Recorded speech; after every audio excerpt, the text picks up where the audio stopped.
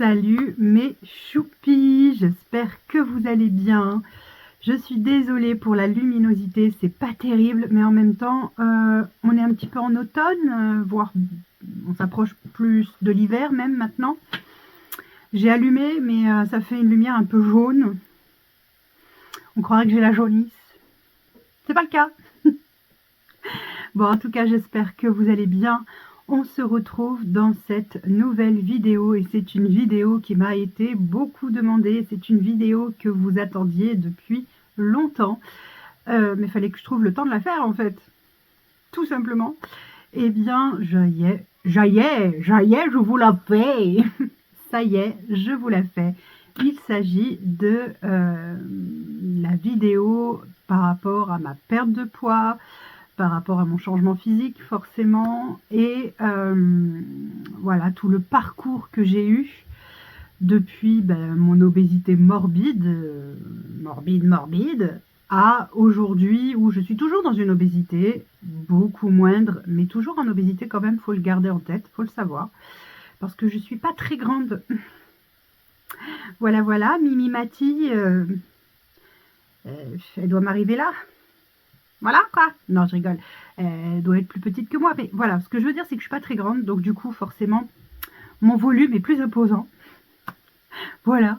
Bref, voilà, je ne suis pas dans un IMC normal. Donc je vais vous parler évidemment de la genèse. Qu'est-ce qui s'est passé? Alors, je ne vous dirai pas ce qui s'est passé pour que je prenne autant de poids, même si aujourd'hui, on a mis le doigt sur ce qui a pu se passer, ce qui a déclenché.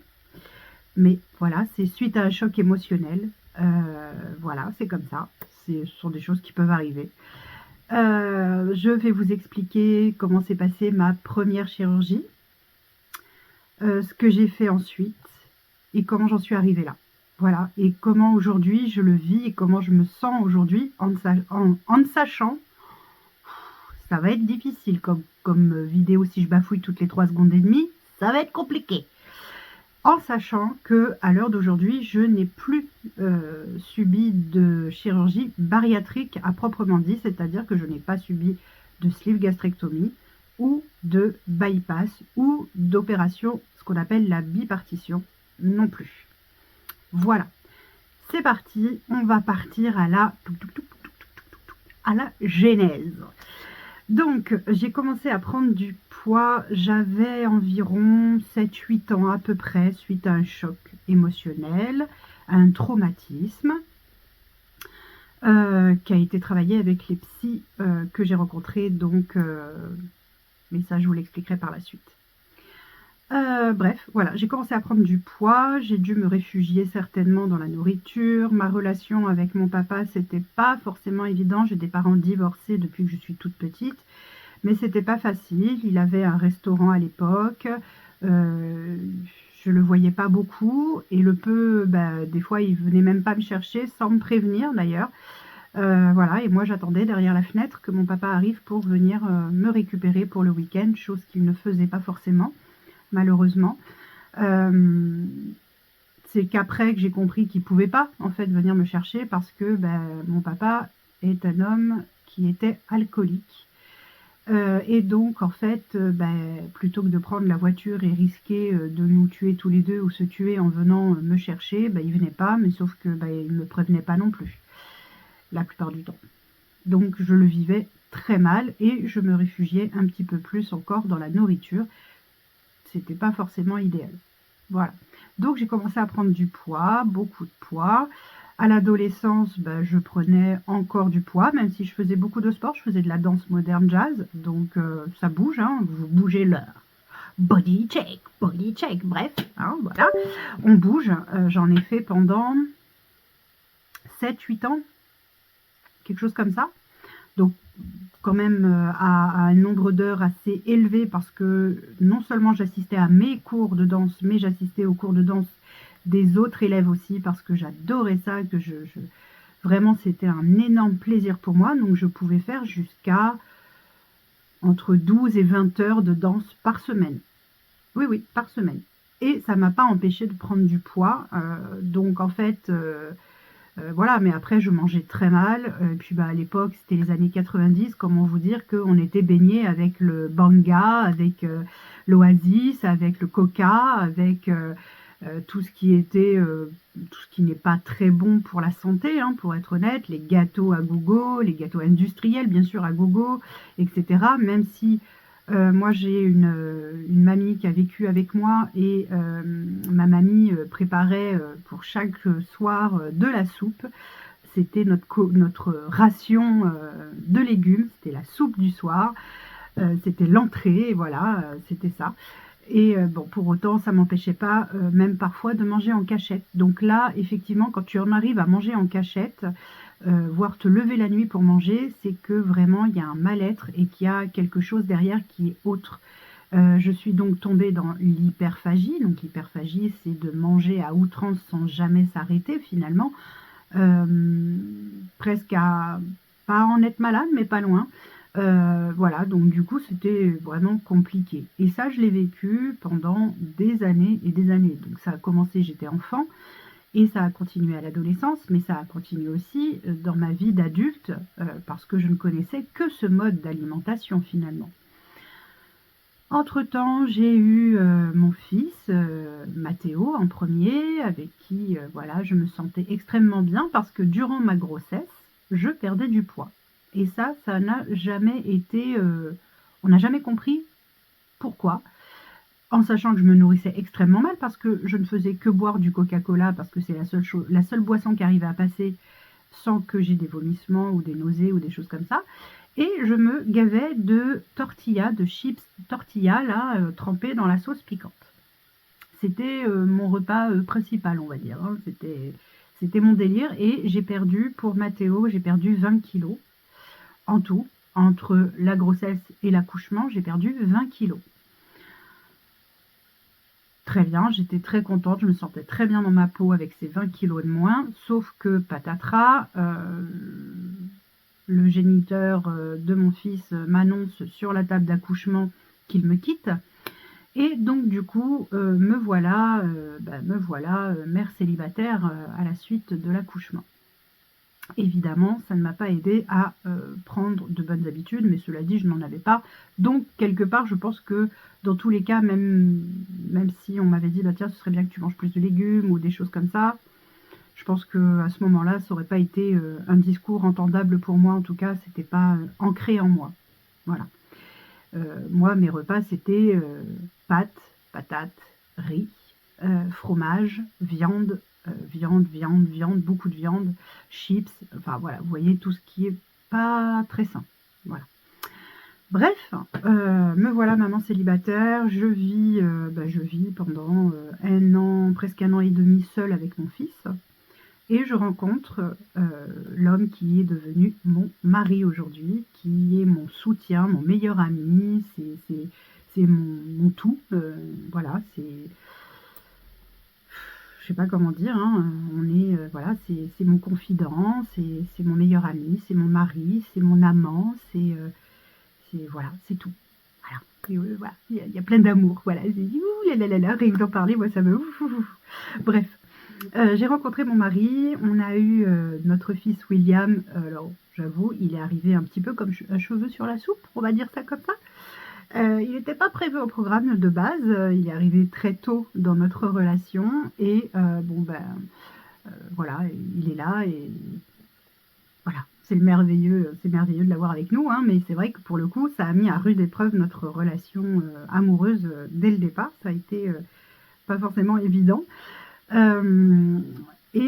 Pendant la grossesse de William, j'ai perdu en tout, c'était 16 ou 18 kilos, je sais plus trop, mais enfin voilà, pareil, je perds du poids pendant ma grossesse pour William et par contre, après la grossesse, je reprends. Je reprends, mais encore une fois, je n'avais pas une bonne alimentation, hein, soyons bien clairs, je faisais n'importe quoi. Je faisais nawak, vraiment. Par rapport à aujourd'hui, je peux vous dire que c'était le jour et la nuit. Bref, le temps passe et je tombe enceinte de ma fille qui était une grossesse voulue, elle, hein, elle n'est pas arrivée comme un cheveu sur la soupe, on la voulait, voilà, c'était une décision à deux, on voulait notre fille. Et donc, ma fille arrive, et là, c'est là où je perds le moins. Je perds 9 kilos, je crois, à l'époque. Ouais, c'est ça, 9 kilos. Il faut savoir que une fois la grossesse de Alissa passée, que l'accouchement a eu lieu, etc., j'ai repris du poids. J'ai repris du poids et je suis montée à un poids global. Je crois que oui, c'est le plus élevé de toute façon.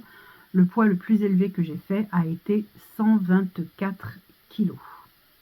Je n'ai pas de photo de cette époque-là, sinon je vous en aurais mis une dans la vidéo, mais je n'ai pas de photo de cette époque-là.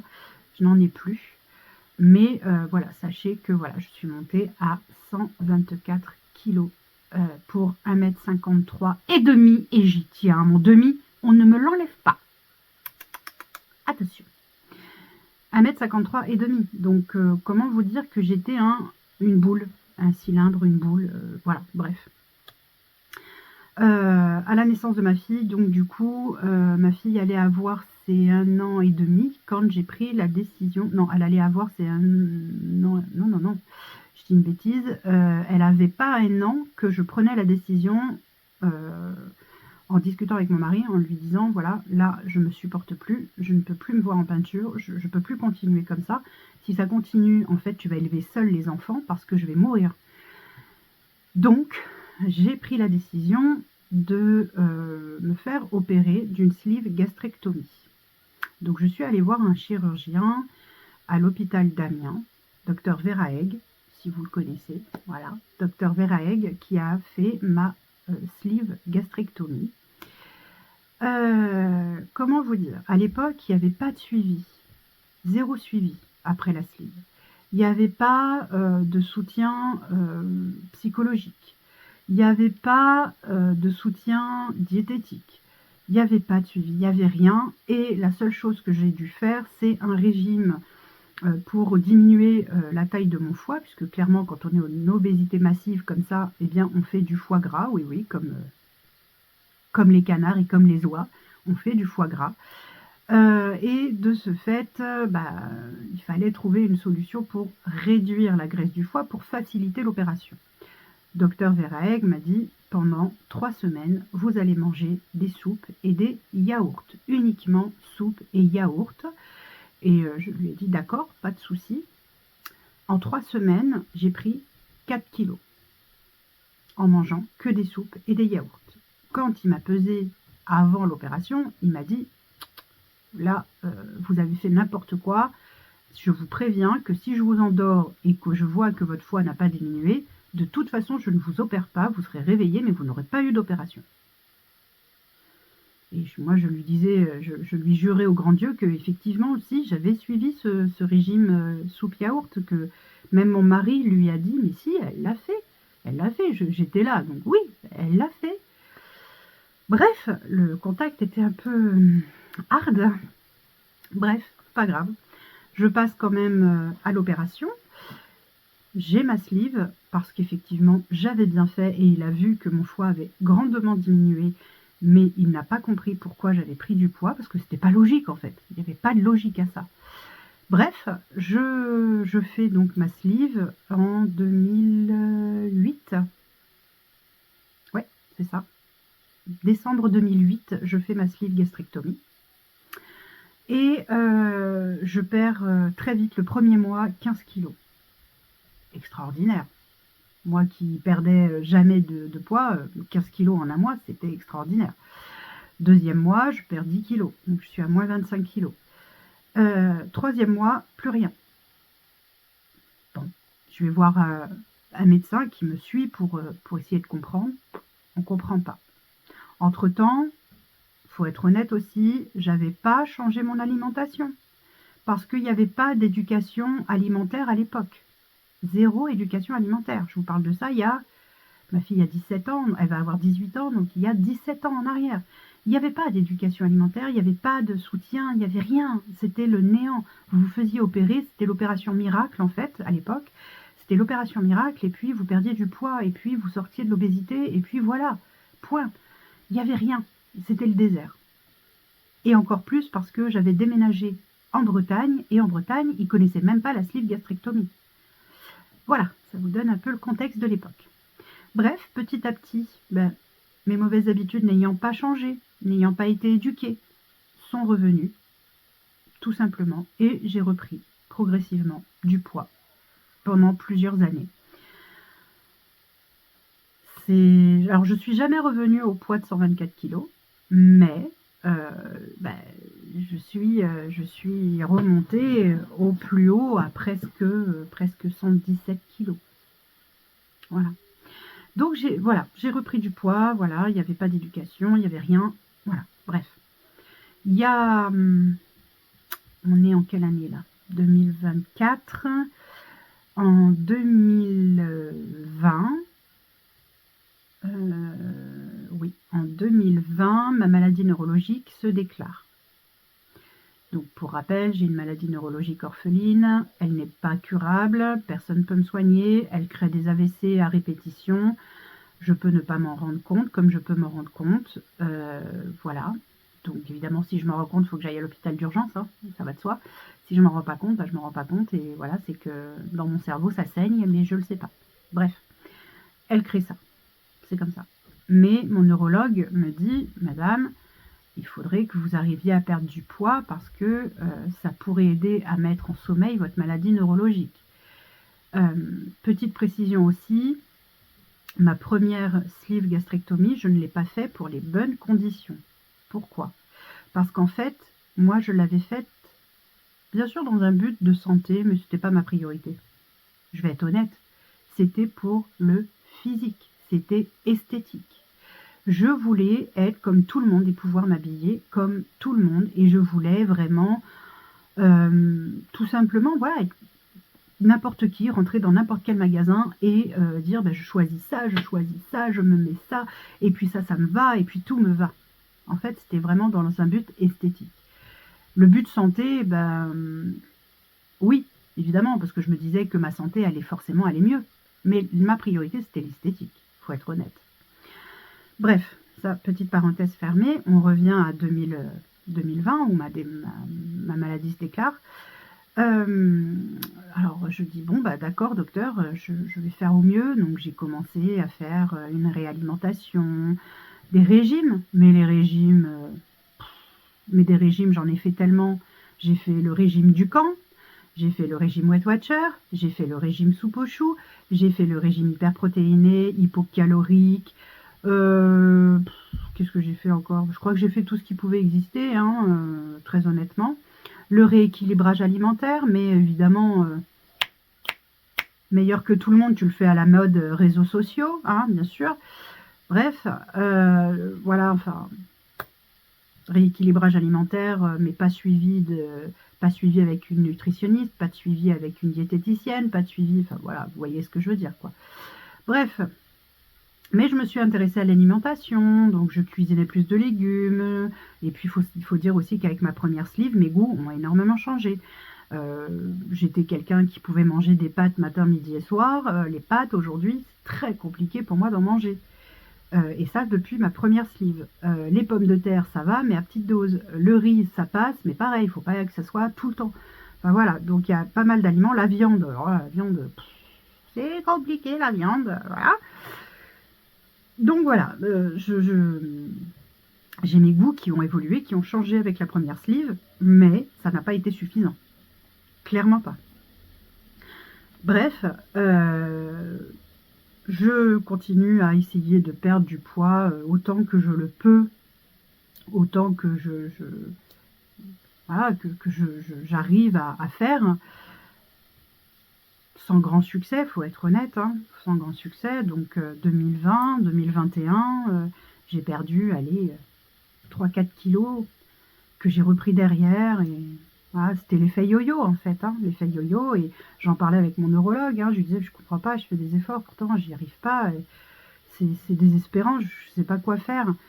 Et il m'a dit, écoutez, là franchement, je sais pas, mais c'est vrai qu'il faudrait vraiment trouver une solution que vous puissiez perdre du poids parce que ça va vous aider forcément. Il me culpabilisait pas, hein, pas du tout, hein, vraiment pas. C'est mon super-héros, attention. Donc, non, il me culpabilisait pas du tout, mais c'est vrai qu'il savait pas quoi faire. Lui, c'est pas son domaine, hein. Lui, le domaine, c'est le cerveau, c'est pas le reste. Hein. Donc, voilà. Il me disait essayer d'aller voir des professionnels de santé, etc. Et puis je disais bah oui, je vais essayer. Et puis finalement ça me décourageait. Alors du coup, je me disais maintenant si c'est pour aller voir une nutritionniste ou une diététicienne, elle va me mettre au régime. J'ai pas envie. J'ai pas envie de contraindre. J'ai pas envie de ceci. J'ai pas envie de cela. Bref, je pense que j'étais pas prête, tout simplement. Et puis mon amie Cathy me parle de ce qu'on appelle l'endosleeve en 2021. Elle me dit voilà, j'ai fait des recherches, j'ai trouvé c'est une opération mais qui est beaucoup moins invasive que la sleeve ou le bypass.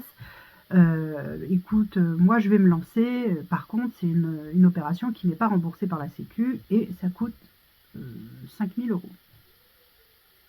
4 000 euros, pardon. 4 000 euros. Je dis ouais, ok, d'accord. Alors, on avait mis un peu de sous de côté avec mon mari, très bien, mais de là à mettre 4 000 euros dans une opération où tu n'es même pas sûr du résultat, j'étais un peu pas chaude. Un peu pas chaude. Voilà. Mais en même temps, j'avais tellement essayé de solutions pour maigrir et que je ne trouvais pas, je n'avais pas, je n'y arrivais pas, que je me suis dit, bah après tout, si je dois en passer par là, bah, au moins j'aurais essayé tout ce qui était en mon pouvoir pour maigrir. Et là, en personne ni rien pourra m'être reproché parce que j'aurais tout fait. Bon. Je prends rendez-vous avec le gastro-entérologue en question. On en parle, etc. Une de ses phrases de choc, c'est « Moi, je couds des estomacs, je ne couds pas des bouches. » Ok, bon, bah, ça c'est clair. Hein. Effectivement, je ne voyais pas ça comme une opération miracle non plus. Mais ça veut bien dire que si tu ne fais pas un suivi derrière, au moins diététique et sportif, bah, tu n'obtiens rien, quoi. Tu n'as pas de résultat. Jusque-là, on est d'accord. Très bien, pas de problème. Donc voilà, l'endosleeve se passe. Je fais l'endosleeve en mars 2022. Je me pèse donc le matin même de l'opération. Je suis à 116 kg 800. J'accuse le coup, hein, clairement, j'accuse le coup.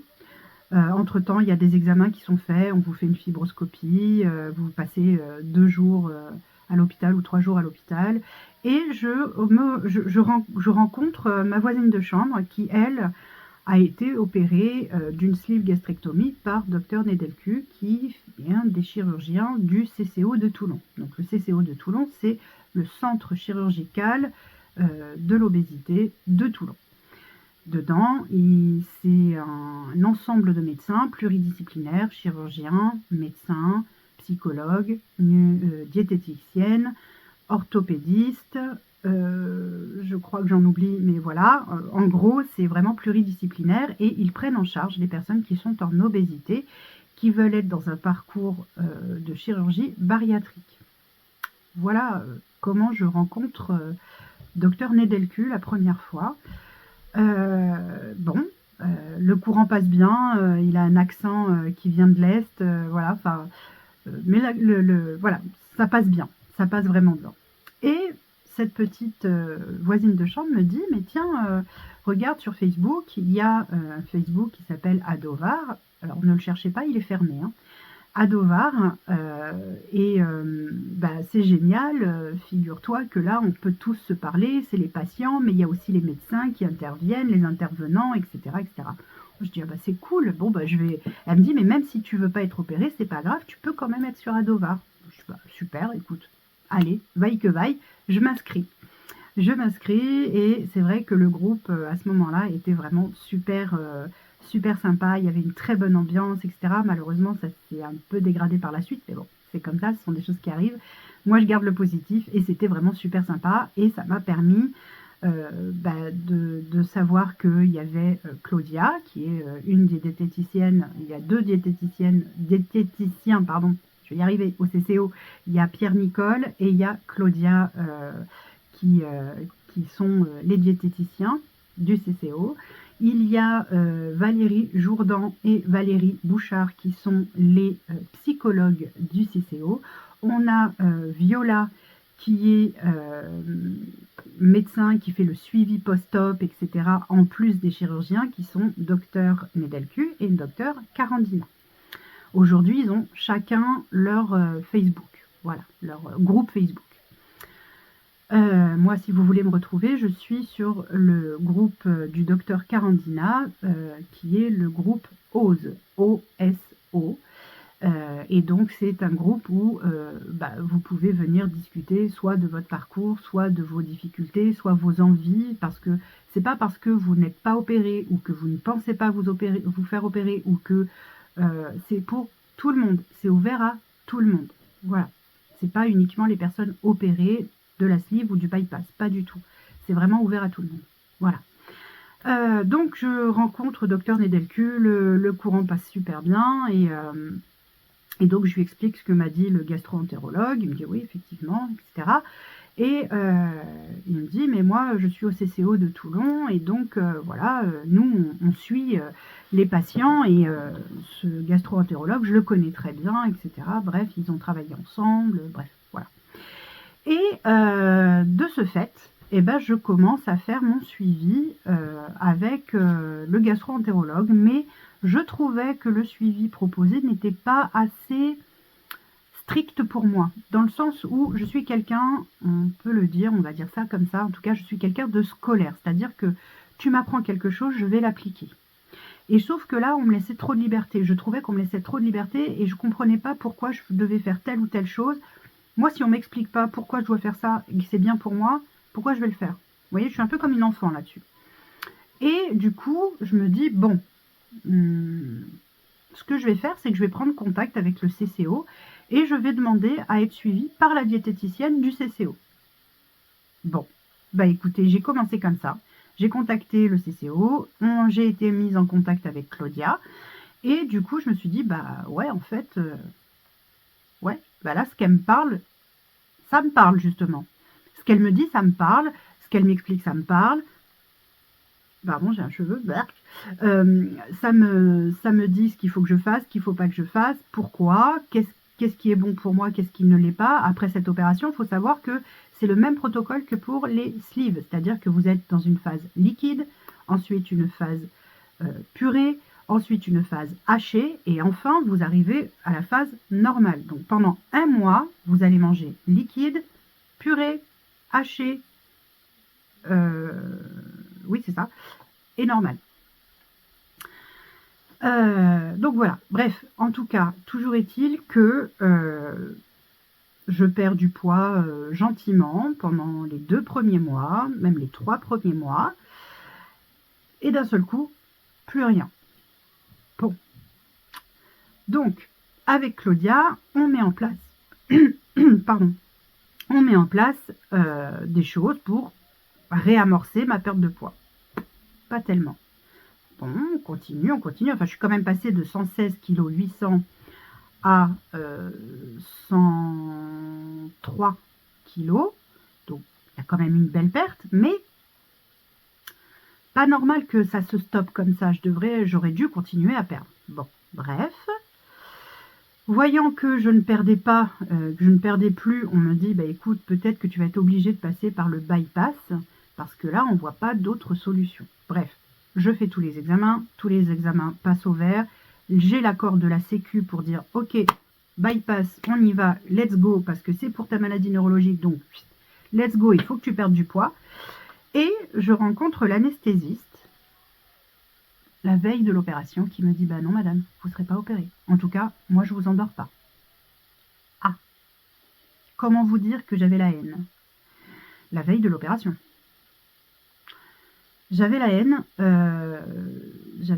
et j'étais extrêmement remontée contre cet anesthésiste qui m'a fait revenir à l'hôpital une deuxième fois et avec mon mari pour m'entendre dire de toute façon devant mon mari qu'il ne m'opérerait pas, qu'il ne m'endormirait pas, pardon. Très bien. Et ces mots ont été vous cherchez quoi au juste? Vous voulez mourir? Bon, ben non, c'était pas le but en fait. Justement, le but c'est que je vive plus longtemps. Donc, bref, au lieu d'être pédagogue et de m'expliquer que par rapport à la maladie que j'ai, ou peut-être que j'étais pas capable de l'entendre à ce moment-là, j'étais tellement dans le mode il faut que je sois opérée, il faut que je sois opérée, que peut-être qu'à ce moment-là, effectivement, j'étais pas ouverte, en tout cas à ce qu'il me disait. Pour moi, ça ne me parlait pas, c'était pas logique. Enfin, j'avais l'accord du chirurgien, j'avais l'accord de la sécu, j'avais l'accord de tout le monde, il y avait que lui qui posait problème en gros. Bref, donc du coup, je commence à faire des démarches pour être opérée par un autre chirurgien, mais à l'hôpital où on me suit neurologiquement parlant. Et je rentre dans ce mode de body positive aussi. Tout ça, ça s'est mélangé en même temps. Et puis arrive un moment où je dis, tu sais quoi, j'ai pas le droit à l'opération parce que c'est trop dangereux par rapport à ma maladie neurologique, parce qu'il faut savoir qu'en fait, une opération, alors déjà pour tout le monde, il faut savoir que quand on est opéré, ben, on n'est pas sûr de s'en sortir, il faut être honnête, je veux dire, une anesthésie, tu peux y passer, même si tu es en bonne santé. Voilà, un choc anesthésique, et ben voilà, bref. Donc, pour quelqu'un de lambda, il peut y avoir un gros souci, voilà, et pour quelqu'un comme moi, c'est décuplé par je ne sais combien, bref. Donc du coup, beaucoup de risques de rester sur la table d'opération. Et le but n'étant pas là, c'était pas mon objectif. Voilà. Bref, aujourd'hui, je vous dirais que je remercie cet anesthésiste, même s'il n'a pas employé les bons mots, même si sur l'instant, il m'a complètement détruite moralement, parce que j'étais détruite, je pleurais à chaudes larmes, j'étais vraiment pas bien du tout. Il a provoqué comme une sorte de traumatisme en moi. Enfin bon, bref, ça a été, j'en ai parlé avec la psy du CCO plusieurs fois, et voilà, une des psys du CCO plusieurs fois. Enfin bref, voilà. On a évoqué ça, on a dénoué ça, on a dépeloté ça. Enfin bref, voilà. Et mais quelque part aujourd'hui, je lui dis merci parce que ça a obligé le CCO à on va dire, à se renouveler d'une certaine façon, et à me proposer d'autres choses, voir ce qu'on pouvait mettre en place. Entre-temps, j'avais des analyses sanguines qui n'étaient pas folichonne. J'étais toujours très à la limite du diabète, etc. Donc pas de cholestérol, ça, il n'y avait pas de problème. J'avais que du bon cholestérol, parfait. Mais le diabète, toujours limite. Bref. Et arrive un moment où il fallait bien que quelque chose se passe, quoi. C'était plus possible. Il fallait que ça bouge. Il fallait que quelque chose évolue. Parce qu'il n'y avait plus de perte de poids depuis plusieurs mois. J'avais beau faire de la marche, j'avais beau suivre à la lettre les indications de la diététicienne Claudia, j'avais beau tout mettre en place, il n'y avait rien qui changeait. Bon, entre-temps, je discute plusieurs fois avec Viola, on discute de ce parcours, voilà, et je lui dis, est-ce que je serais pas, parce que entre-temps j'ai essayé de me renseigner, etc., est-ce que j'aurais pas une résistance à l'insuline trop importante qui fasse que ça me bloque en fait complètement. Elle me dit, je vois pas pourquoi, c'est pas logique, on est tous plus ou moins résistants à l'insuline quand on est en obésité de toute façon, mais ça se régule avec la perte de poids. Mais je lui dis, peut-être que moi ça se régule pas avec la perte de poids, je ne sais pas, j'essaye de trouver des solutions. Et le médecin qui était censé m'opérer du bypass à l'hôpital Clerval, où je suis suivie par mon neurologue, et où j'ai tout annulé finalement, m'avait prescrit une prise de sang. Et puis j'appelle la secrétaire, je lui dis, vous ne pouvez pas me rajouter le test OMA sur la prise de sang, s'il vous plaît, parce que je voudrais voir un peu ma résistance à l'insuline. Elle me dit, ah bah non, de toute façon, on est un peu aigri la nana, mais bon bref. Ah bah non, c'est pas possible. Ah, c'est pas possible. Très bien, pas de problème. Et donc c'est moi qui l'ai rajouté. Bah ouais, c'est pas bien, Tapez pas sur les doigts, Mais ouais, je l'ai rajouté, j'ai demandé un test OMA dessus. J'ai écrit OMA. Voilà. Et il s'avère qu'en fait, oui, j'avais une énorme résistance à l'insuline. Voilà pourquoi je ne perdais pas de poids, pourquoi tout ce que je mettais en place ne fonctionnait pas. En fait, j'aurais pu manger de la salade tous les jours et manger que ça. Soit j'aurais pas perdu de poids, soit j'aurais pu en reprendre même. Voilà. Donc j'ai j'avais, ou j'ai encore peut-être, mais il y a longtemps que j'ai pas fait le test OMA, donc il va falloir que je le fasse.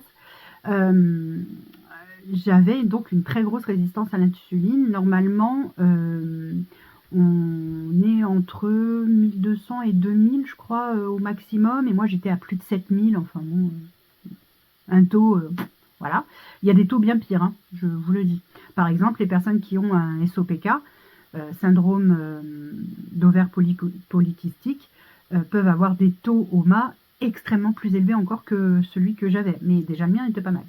Bref, du coup, on met en place la prise de médicaments qui s'appelle de la metformine au départ.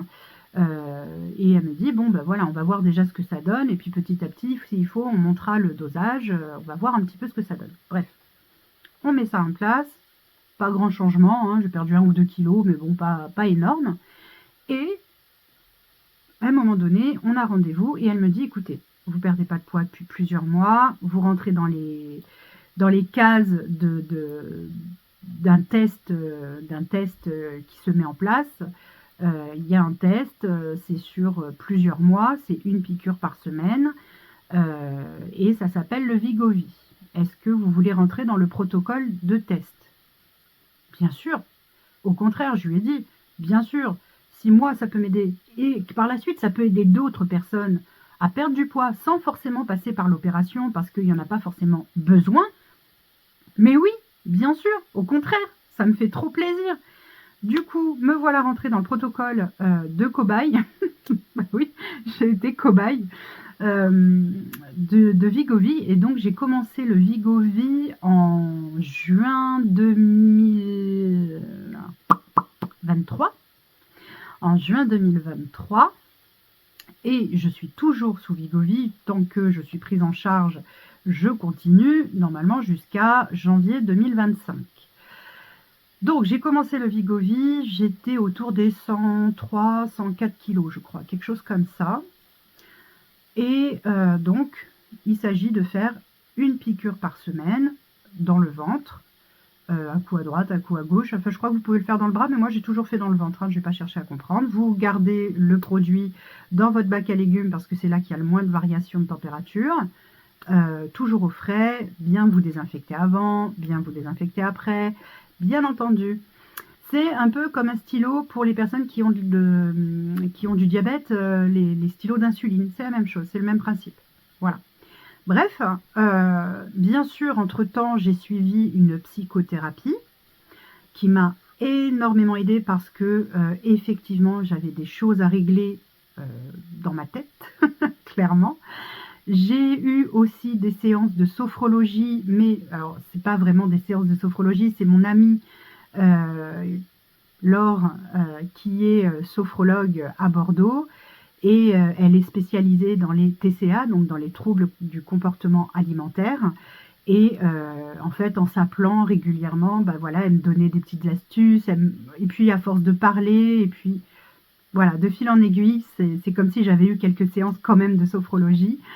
Et ça m'a permis, de me libérer. J'ai décidé de prendre des séances d'hypnothérapie. Oui, d'hypnose quoi. J'ai fait 3 séances d'hypnose avec une hypnothérapeute pour agir sur mes compulsions alimentaires. Parce que faut savoir que j'étais donc hyperphage, donc je pouvais manger de très très grandes quantités. Et j'avais des compulsions alimentaires que je ne contrôlais pas du tout. Et je ne comprenais pas pourquoi je ne les contrôlais pas. Ça, je l'ai appris avec ma psychothérapie.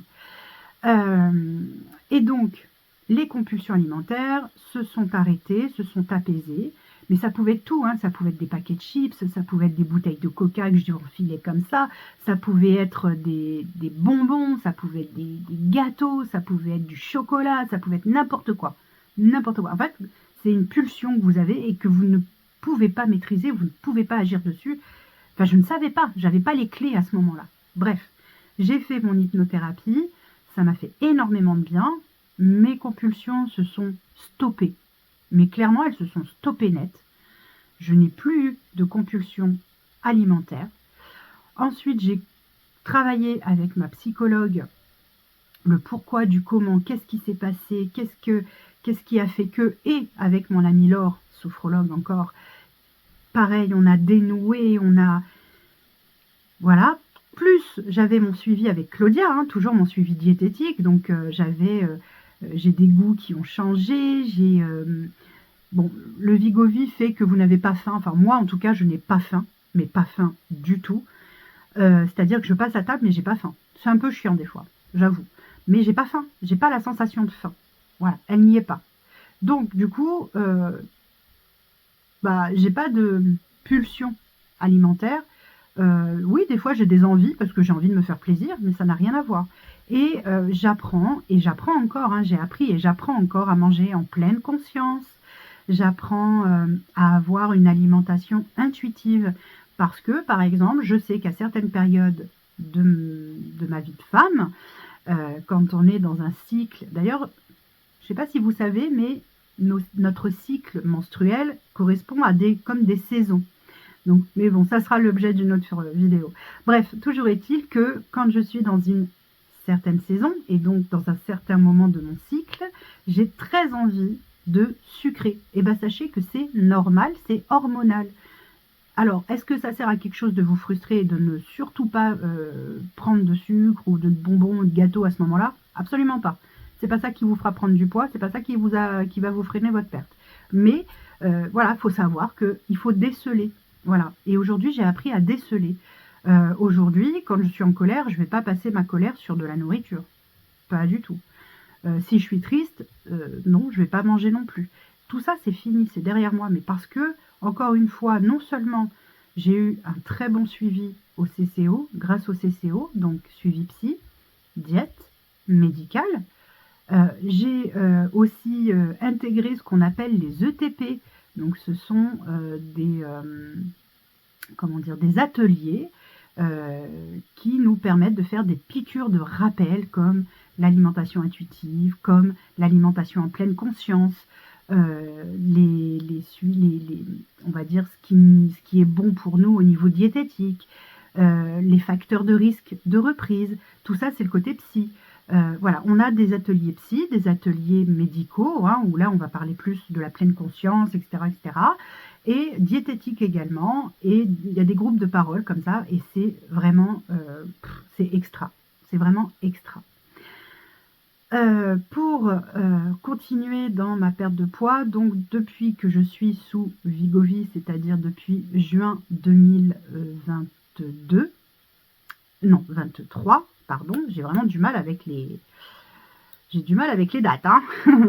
Depuis juin 2023 à l'heure d'aujourd'hui, grâce au Vigovi et grâce à ce suivi que j'ai au CCO et à toutes les applications que je mets, tout ce que je fais, tout ce que j'ai mis en place et tout ce que j'ai travaillé sur moi ici et dans mon estomac, grâce à tout ça, je suis à une perte totale aujourd'hui de 44 kilos.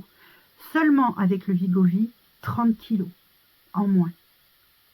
Juste avec ce Vigovi qui régule donc mon insulino-résistance. Évidemment, maintenant que j'ai perdu beaucoup de poids, ma résistance à l'insuline a dû certainement revenir à la normale ou pas loin. C'est pour ça que je disais, il va falloir d'ailleurs qu'on vérifie avec Viola prochainement dans une prise de sang que ma résistance à l'insuline a bien effectivement diminué et est devenue normale. Voilà. Parce qu'on a tous une résistance à l'insuline, mais il faut être dans des taux dits normaux. Et moi, c'était hors norme. Voilà. Donc voilà, on va vérifier ça, etc. Et puis, alors, faut savoir que moi, je suis en prise en charge avec le Vigovi jusqu'en 2025. Il faut savoir que le Vigovi, maintenant, va être en vente. Je crois qu'il est en vente depuis octobre 2024, sous certaines conditions quand même. Hein, parce que, évidemment, si la personne a 5 kilos à perdre, excusez-moi, mais je ne vois pas l'intérêt de prendre du Vigovi. D'accord ? On reprend une alimentation équilibrée, en pleine conscience, intuitive. S'il faut, on va voir un petit peu, on se fait 1 ou 2 séances de psy ou sophrologie ou peu importe. Mais en tout cas, le Vigovi ne sera pas adéquat, tout simplement. Là, on parle d'obésité morbide. Donc, pour les conditions, me semble-t-il, je ne voudrais pas vous dire de bêtises, mais me semble-t-il qu'il faut avoir un IMC au-dessus de 35, avoir un suivi diète, il faut des suivis, hein, de toute façon, ce sera par un médecin spécialisé, hein, qui sera spécialisés dans la perte de poids, logiquement. Je dis bien logiquement parce que malheureusement, il y a des médecins qui s'improvisent. Voilà, ça fait du fric, hein, parce qu'il faut savoir que là, actuellement, le Vigovi, pour un mois de traitement, c'est en moyenne 300 € la piqûre. Enfin, le stylo. Donc, ça vous fait 4 injections.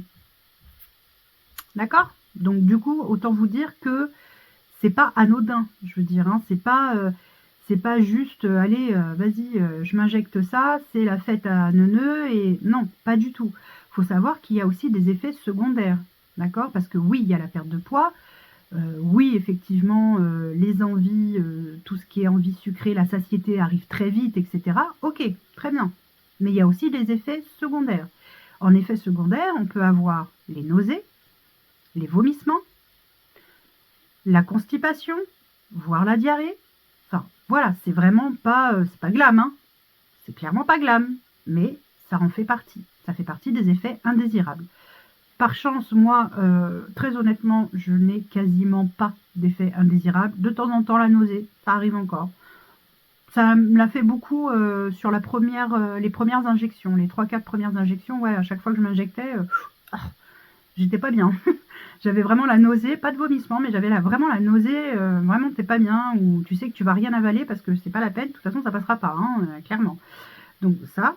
De temps en temps, je suis un petit peu constipée. Bon, bah, voilà, ça, ce sont des choses qui arrivent, mais grâce à mon alimentation, bah, j'arrive à contrer ça assez facilement. Si vraiment je n'arrive pas à le contrer pour X ou Y raison, bah, malgré une bonne alimentation riche en fibres, etc., bah, ça passe pas.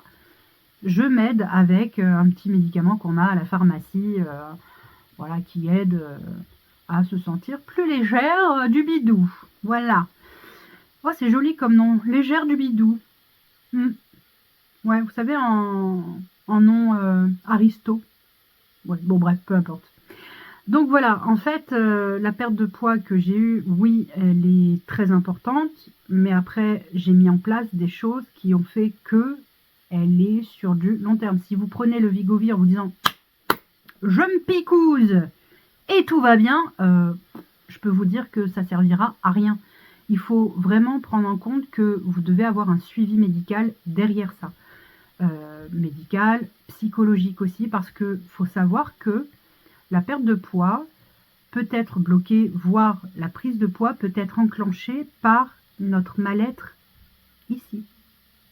Et oui, il faut savoir ça. Donc si vous n'êtes pas prête à faire un travail sur vous-même, autant psychologique, physique, parce que bah, effectivement, il faut quand même une activité physique. Il faut marcher. Bon, moi, je monte et je descends mes 3 étages. Alors, comment vous dire que voilà. J'ai mon tapis de marche aussi. Quand on va faire les courses avec mon mari, moi, je lui dis, on se gare le plus loin possible. Comme ça, hop, on marche un peu plus, etc. Vraiment, voilà, il faut avoir une activité physique régulière et avoir un suivi nutritionnel, nutritionniste ou diététique régulier. Par contre, il faut vraiment avoir, moi je vous conseille vivement, mais vraiment, hein, d'avoir une diététicienne ou une nutritionniste qui est vraiment spécialisée dans les TCA, parce que souvent quand on est dans une obésité massive et morbide, on a des TCA. Et celui qui me dit « ah non, non, pas du tout », ok ? Je vous rappelle que je suis passée par là. Donc, et il faut savoir aussi et garder en tête que l'obésité est une maladie chronique. Nous sommes malades. Donc, qui dit maladie dit surveillance à vie. Je ne vous dis pas qu'il faut manger 3 petits pois, 2 carottes et une rondelle de tomate. C'est pas ce que je vous dis. Mais il faut que vous ayez un suivi à vie. On est malade en fait. C'est une maladie à vie, comme quelqu'un qui est alcoolique. Quelqu'un alcoolique, c'est quelqu'un qui est malade. C'est une maladie. Eh bien, l'obésité, c'est la même chose. C'est une maladie chronique. Ça veut dire que pendant 10 ans, vous pouvez être au top de votre forme. Et puis, patatras, un choc émotionnel, un traumatisme, peu importe quoi, un accident de la vie peut vous refaire basculer dans de mauvais, entre guillemets, de mauvais travers. Et donc, vous faire reprendre du poids. D'où l'intérêt d'avoir un suivi à vie. Moi, je sais que là, je vais entamer en avril, oui c'est ça, en avril, ma 3e année de suivi avec le CCO et je ne suis pas prête d'arrêter. Parce que les ateliers me font du bien, parce que je sais que j'aurai du soutien si je me sens par moments affaiblie. Je sais que je peux avoir de très bons conseils, je peux avoir vraiment des personnes autour de moi qui seront sans me juger. Voilà, et c'est hyper, hyper important, réconfortant. C'est vraiment ça. Après, encore une fois, il faut appliquer tout ce qu'on vous apprend. Si vous n'appliquez pas, malheureusement, vous ne pouvez pas avancer. Il faut être honnête, vous ne pourrez pas avancer si vous n'appliquez pas. Donc, à l'heure d'aujourd'hui, à la dernière pesée que j'ai faite, c'est-à-dire que c'était quand? Quand est-ce que j'ai eu rendez-vous avec Viola, moi? Il y a 2 semaines? Ah, je crois. Je crois qu'il y a 2 semaines. Bref, je sais plus parce que je me pèse pas tous les jours, hein. Avant, oui, j'étais une accro de la balance. Là, carrément, j'oublie. En fait, je note sur mon agenda rendez-vous avec Viola en gros et en stabiloté parce qu'il faut que je me pèse le matin pour qu'elle sache le poids que je fais pour avoir un suivi, toujours, hein, voilà, de courbe. Parce que sinon, j'oublie. Bref, peu importe. Donc, dernière pesée, je l'ai noté, donc je le sais. Sinon, j'aurais été incapable de vous le dire. J'étais à 73 kg 800. Donc voilà, donc je suis passée en 2 ans de 116 kg 800 à 73 kg 800. Donc tout à l'heure j'ai dit 44 kg, non ça fait 43. Bref, mais bon peu importe, hein, je suis pas à 1 kg près, je m'en fous. Voilà, donc voilà ce qui s'est passé. Donc effectivement, bah oui, forcément, vous avez vu mon changement entre l'année dernière et cette année. C'est beaucoup revenu dans mes, dans mes vidéos, vous le voyez, voilà, et donc du coup, ouais, effectivement, il y a un vrai changement physique. Alors moi, je le vois beaucoup au niveau des photos, hein, ça m'aide beaucoup, beaucoup les photos, heureusement que j'en prends. Je le sens aussi dans les vêtements, bien entendu, puisque là, je viens de refaire un plein de vêtements, hein, parce que ça n'allait plus, c'est pas possible, c'est pas possible. Donc oui, je le sens dans mes vêtements, évidemment. Je travaille encore sur mon image parce que, même si je vais être totalement, mais la nana qui va se la péter grave, ouais, quand je me regarde dans le miroir, je me kiffe. Ouais, carrément. Je me kiffe, j'aime ma silhouette, je me trouve canon comme je suis. Même si demain on me dit, bon écoute, tu sais quoi Audrey, là tu perdras plus, hein, c'est fini, t'es arrivé à ton poids le plus bas, tu perdras plus. Alors là je m'en tape, mais si vous saviez à quel point je me sens tellement bien. Mon mari est ravi aussi, parce que c'est important aussi de parler de l'entourage. Mes enfants me trouvent belle et épanouie surtout, parce que je le suis, pour de bon, pour de vrai. Je me sens épanouie, je me sens heureuse, je me trouve jolie. Voilà, mon mari, comment vous dire que lui, il s'aperçoit, hein, les regards qui changent sur moi quand même beaucoup, quand on est dans la rue. Mais il me dit, mais en même temps, tu rayonnes, tu émanes quelque chose, tu te rends même pas compte en fait, parce que tu te tiens droite, bah oui, je me tiens droite, en même temps, je ne vais pas me tenir voûtée, non, je me tiens droite, j'ai mon port de tête où je suis droite, effectivement, et oui, je suis fière de la femme que je suis aujourd'hui, je suis fière de la femme que je suis devenue, mais pas parce que j'ai perdu du poids, parce que j'ai réglé tout ce qui n'allait pas dans ma vie, en fait. Et donc aujourd'hui, je me sens tellement épanouie, je me sens tellement bien que j'ai pas envie de changer. Ma vie aujourd'hui, elle est super, je suis tellement heureuse, voilà. On croirait Céline Dion. Oh, je suis tellement heureuse. Je suis tellement, ouais, je suis bien dans ma vie, je suis bien dans mes baskets, je suis bien. Pourtant, vous savez que je passe un moment compliqué. Le deuil de mon papa est très difficile à faire, c'est très compliqué. Je travaille dessus et je pense d'ailleurs que si je parviens pas plus facilement à passer au-dessus, je vais prendre de nouveau rendez-vous avec la psychologue du CCO pour qu'elle m'aide à passer au-dessus de ça parce que j'y arrive pas pour l'instant. Mais dans ma vie en général, dans ma vie de famille, dans ma vie de couple, dans ma vie dans ma vie au quotidien, je suis heureuse. Voilà, je suis heureuse, je suis épanouie, je me sens bien. Vous aussi, vous m'apportez, mais tellement, vous vous rendez même pas compte, mais vous êtes tellement adorable. Vous avez toujours des mots gentils. Peut y avoir des mauvais commentaires, mais bon, si vous saviez comment ça me passe, là, par-dessus la tête.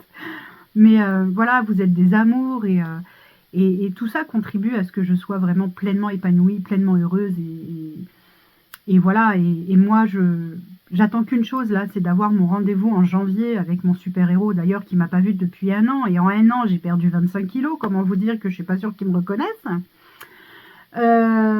Mais j'ai hâte de faire mon IRM, voir un petit peu si vraiment cette perte de poids a pu mettre en sommeil cette putain de maladie. Voilà, qu'elle me foute la paix, que je puisse faire une formation pour une reconversion professionnelle par exemple, que je puisse vivre à nouveau tout à fait normalement comme tout le monde finalement, même si j'ai toujours une épée au-dessus de la tête parce qu'elle est là, la maladie. Hein. Donc du coup, je peux pas, voilà, il faut que j'apprenne à vivre avec, hein, c'est comme ça. Mais voilà, voilà, que vous dire de plus que je suis heureuse. Voilà, c'est tout, c'est tout, c'est tout, c'est tout. Voilà mes choupis, donc comme je vous ai dit, moi je vous vends pas ni un produit miracle pour la perte de poids, ni du rêve. Voilà mon parcours, voilà comment il a fallu avancer, comment il a fallu évoluer, par où je suis passée, par où je suis encore, parce que je ne suis pas sortie encore du monde de l'obésité, du monde du suivi médical. Comme je vous l'ai dit, ce sera un suivi à vie et je compte bien garder ce suivi à vie parce que c'est pour mon bien-être et c'est pour ma santé. Voilà, il n'y a pas à tortiller, excusez-moi du terme, il n'y a pas à tortiller du cul pour chier droit.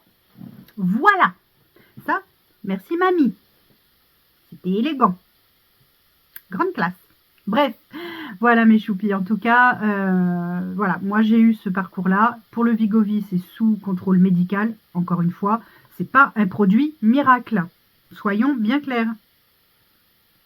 Bref, voilà pour cette vidéo qui aura été à peu près longue comme le bras. Hein. Quoique moi j'ai des bras courts, hein, donc...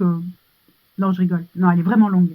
Mais ça faisait longtemps que vous la demandiez et ça faisait longtemps que je devais la faire et j'avais beaucoup de choses à vous dire. Et évidemment, si vous avez des questions, n'hésitez pas en commentaire.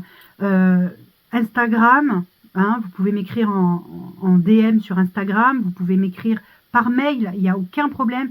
J'ai zéro tabou. Si vous voulez qu'on en parle, on en parle. Il n'y a aucun souci là-dessus. Moi, je suis très ouverte. Voilà, si vous voulez les contacts au CCO, je vous donne les contacts parce qu'il y a du visio, donc on peut aussi à distance avoir des renseignements. Il n'y a pas de problème. C'est avec plaisir que je partage ça avec vous parce qu'il ne faut pas rester dans le mal-être. Il ne faut pas rester dans le mal-être. Voilà, il ne faut pas rester dans le mal. Non, surtout pas. Encore une fois, le positif attire le positif. Si vous n'avez pas vu ma vidéo là-dessus, je vous invite à aller la voir tout de suite. Tout de suite. Alors, peut-être pas tout de suite, parce que celle-là aura été quand même archi longue, mais tout de suite après. Enfin, après, quoi. Hein, t'as compris. Voilà. Mais écoutez, sur ce, mes choupis, j'espère que cette longue vidéo sur ma perte de poids et mon parcours vous aura plu. Je vous fais d'énormes bisous. Je vous dis donc à très vite pour une prochaine vidéo. N'oubliez pas de liker, commenter, partager, vous abonner, évidemment, me suivre sur Instagram, évidemment, etc., etc. Voilà, sur ce, je vous fais d'énormes bisous et puis encore merci de me suivre parce que vous êtes des amours, je vous aime fort. Bisous!